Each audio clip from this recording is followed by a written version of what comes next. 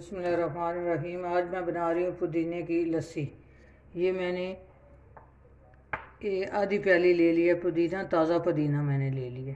और ये 5 चम्मच चीनी है, और ये 1 टीस्पून ज़ीरा है, 1 टीस्पून काला नमक है, और 1 कप ये दूध है, और 2 कप ये मैंने दही ले ली है।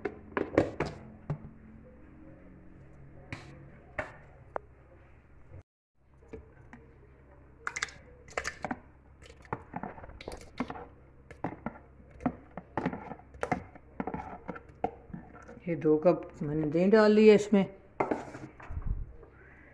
ये मैंने दूध डाल लिया है।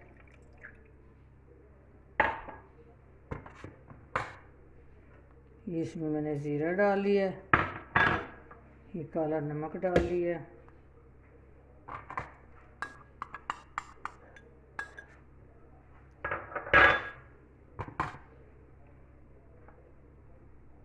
ये मैंने पुदीना डाल लिया है। ये चीनी डाल ली है। अब मैं इसमें बर्फ़ डालूँगी।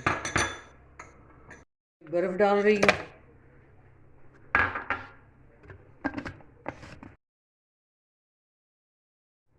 ये लस्सी तैयार हो गई है, बहुत मज़े की बनी है।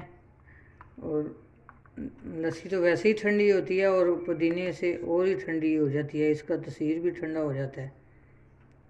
गर्मियों में तो ये लाजवाब चीज़ है। अपनी दुआओं में याद रखना। अल्लाह हाफिज़।